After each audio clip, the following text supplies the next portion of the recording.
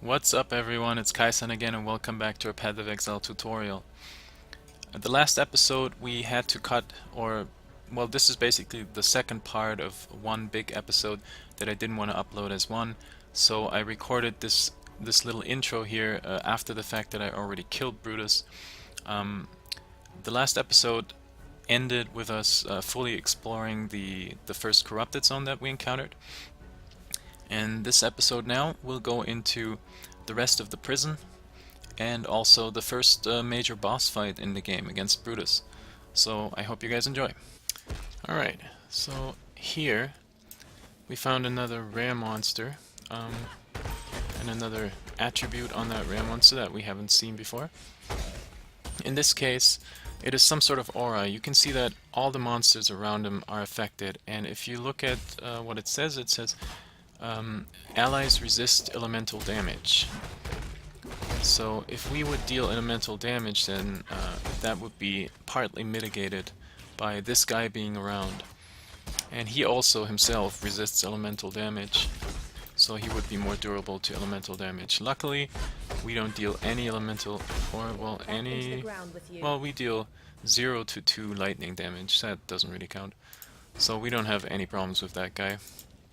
But it can potentially be a problem for a build that relies solely on elemental damage. Oh, by the way, at this point, let's just put the point that we have here into increased stun recovery. Okay. Oh, this is nice. We actually have one drop that we haven't had before, and this is the zone boss that we just encountered. Give me 1 second, I just want to clear out the rest. And as you can see, I picked up a shrine as well. So this guy is called Chatters, and all allies of his deal additional cold damage. So that's the aura you can see here. So that's why it makes sense to get rid of his followers. And he himself uses... I don't want to kill him before he can attack me, so give me a few seconds. Okay, I just waited until this... So I waited until the shrine ticked off. So now his attack that you see, he uses... it's too many monsters. He uses an attack that is called Glacial Hammer. And that attack you can see I was chilled there, yeah, slowed for a while. And it could even freeze me depending on, maybe a critical hit can freeze me. I'm curious if he will actually critical hit at some point. And then he also has this weird attack where he...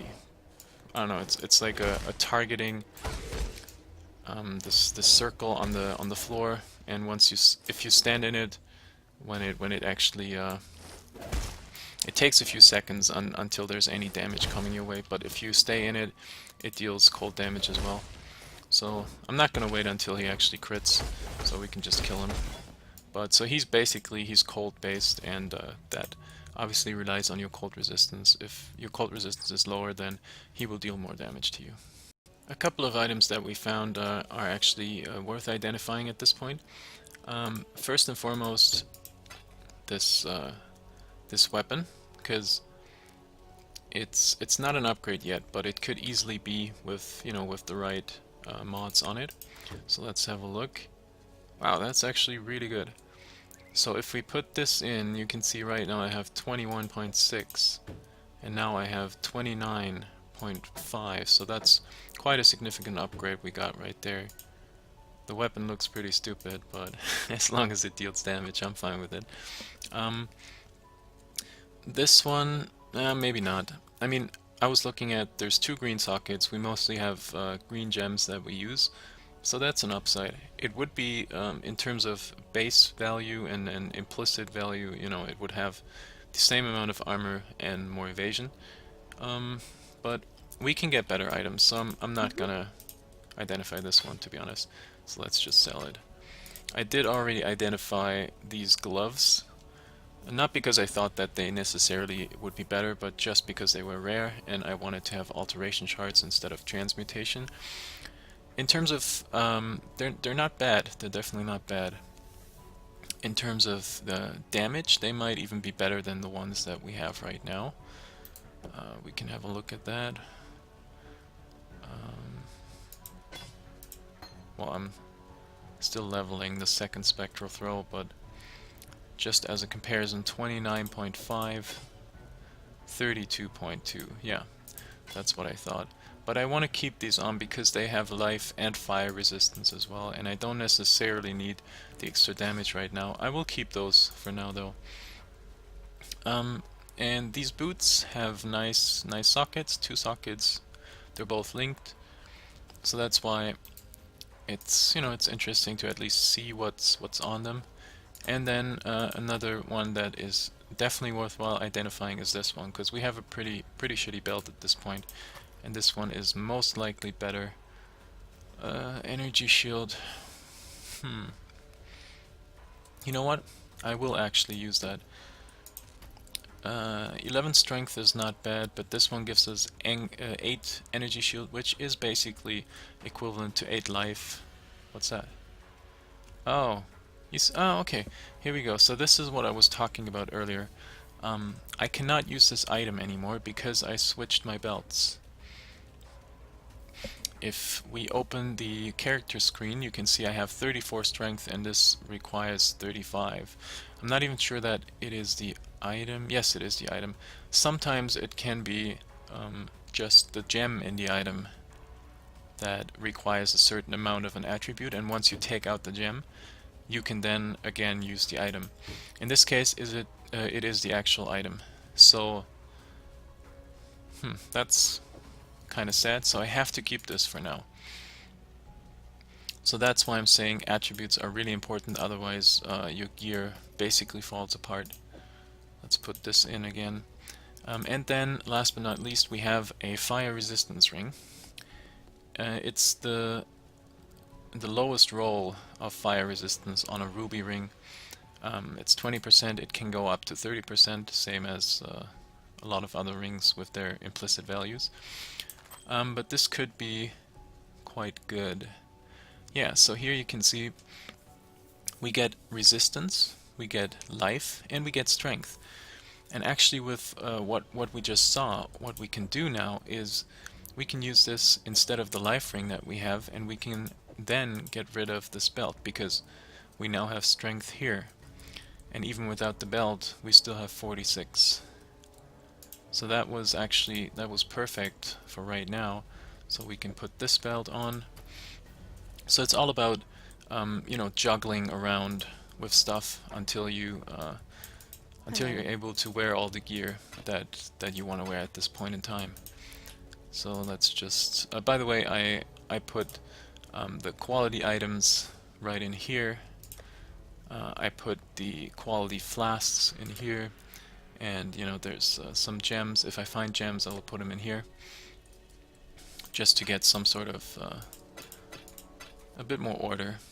And one last thing that I want to talk about here is the Orb of Chance that we found. It says upgrades a normal item to a random rarity. So this one has a random factor in it. What this means is that if I have a white item, which, well, for example, let's take this Amber Amulet. So that's white. I could use an Orb of Chance on it, and in most cases it will turn it into a magic item. In some cases, so the probability of this one turning into a magic item is the highest. A lower probability might turn it into a rare item. And then there is a quite small possibility and quite small probability that you can turn an item into a unique item. For that to happen, you have to have the right item base though. So what that means is, let's say we take this Amber Amulet, and for it to turn into a unique item, we would have to know that there is a unique item that has an Amber Amulet base. And to find out if that's the case, you can again go on the wiki and check this out. Honestly, right now I don't know if there is one that has Amber Amulet based. But we'll get into this more once we hit, let's say, level 60, and then it gets more important to chance items with the sole purpose of potentially getting a unique item out of them. After some searching, we finally found the way into the upper prison. And I do want to, in this episode, I know it's already probably roughly around 40 minutes. I want to get to Brutus and I want to kill Brutus, so we're going to make this really quick. So, in the so-called upper prison, we find Axiom Thunder Guards, and they, as far as I know, use lightning-based attacks. Their attacks are obviously ranged. I want to see what that was. That a shock stack or what was that? I just want to see what they did to me.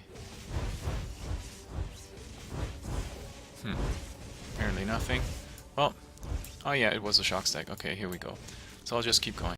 Now, the same as the Thunder Guards, we have Frost Guards, who use cold-based attacks, and we also have a sort of Necromancer, which is called Diabolist in here, and they use Enfeeble on you. They resurrect the other monsters, and they also use Enfeeble, and Enfeeble is a skill that lowers your damage. We might actually get Enfeeble later on in the game.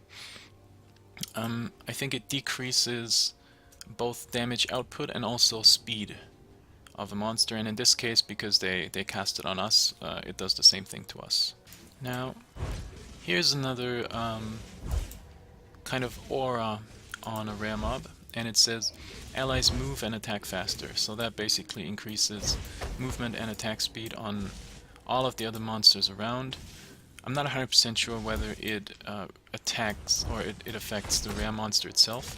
It doesn't really state that it does, so I would assume that it only affects the other monsters around. Okay, and here we have the zone boss. There we go. He's called Sawbones, and he is a Necromancer as well, so he revives all these guys, obviously. And on top of that, you can see he has reduced life. What? Oh, I haven't seen that before. He does two other things. He summons skeletons. Those thingies here, they deal quite a bit of damage to you. And let's see if he... Okay, yeah, and he summons this... Oh, there's a lot more things than I actually realized. He uses some sort of, I think it is bone or flesh offering, one of the two. So he either increases the damage that his summons do, or he increases the life and resistances. I'm pretty sure it is damage, so it should be, I think that is flesh offering. Again, don't quote me on that though. So he basically summons his own minions. He increases their damage output. And he also desecrates the ground, so if you stand on that greenish ground, you take damage over time as well. So it's quite a bit, you know, quite a few skills that he uses, and you kind of have to know exactly what you're dealing with to efficiently fight him. Okay, so this will be the last part of this episode, because we found the Warden's quarters, and in here we have Brutus. We found a coral ring though, and we want to identify this before we move in. Wow, that's a lot of stuff. Life, mana, lightning regen, strength, and intelligence. So that's definitely really good. I do believe that Brutus still has... Back in the day he did fire damage, so that's why I'm contemplating on taking or keeping the fire ring on there and exchanging this one with the iron ring. They might have changed it, I'm not 100% sure on that, but I'll just keep the fire just in case. So this area is just like a prelude until you meet Brutus. And here you meet Piety the first time, and you will see her a couple of times in the game again. And she basically tells you that um, she's first of all she's surprised that you even made it here, and she's convinced that you will not get any further. You know, say hi to Brutus, and he will basically kill you. There's no doubt about it. So then, from here on, you just follow the blood trail, so you can see that this guy he's already done some killing already. There's just some corpses lying around here.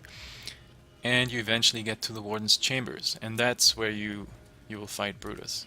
So let's get in here, and let's have a look around. And here we go. This is Brutus, the Lord Incarcerator. He's just a really big dude, and he actually hits quite hard. And he has, well, he has a normal attack that he uses, and then he has one special attack that he uses. I just want him to do that. And you should try to avoid his special attack, and that's easily done. Come on. Okay, I'm just gonna start attacking him, and maybe he does it then.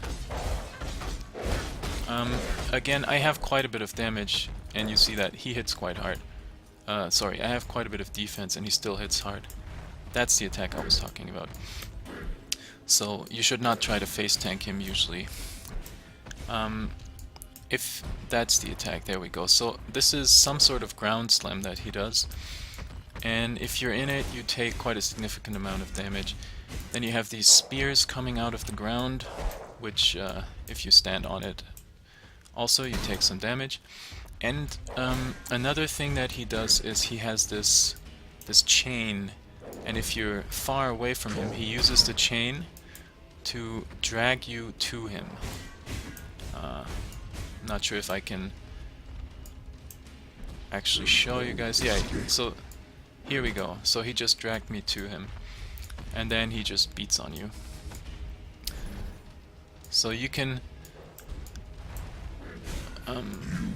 you can easily dodge most of the damage here if you're doing it intelligently. So you can go in, you can, you know, attack him for a bit. Then that was his attack.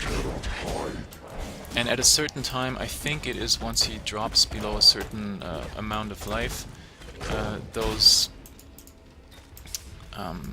cages will fall from the sky, and they will drop skeletons. So at that point, you have to fight the skeletons as well. If you have an AoE attack like me, that's pretty easy. You can just destroy him while dealing more damage to Brutus at the same time. Otherwise, just try to whittle him down, and since there's archers, try or continue moving around to escape as much of the damage as possible. The good thing about the archers in here is that if you kill the mobs, like just the random skeletons, they will refill your charges on your flasks, so you will always have new charges on your health flasks, and you don't run out of them. Okay, so that's basically all you have to know about this fight. That's why we're ending it here. The first time you do it, you get an achievement, and well, congratulations, you just defeated the first major boss of the game. With this, I'm not gonna do my outro in town, we're just gonna do it here. Let's go in on our character. Yeah, we're so cool. Alright, I hope you guys enjoyed the episode. I'm sorry that it was a bit longer than expected, but we found our first corrupted zone, and we explored a corrupted zone. And as I said, I want to really go into the mechanics of the game, so it usually takes a bit longer for me to in-depth explain all the things that are going on in this game. So yeah. Alright, again, I hope you enjoyed it. If you did, click that like button, and consider following the stream. That would really support me, and I would really appreciate it. I'll see you guys for the next episode.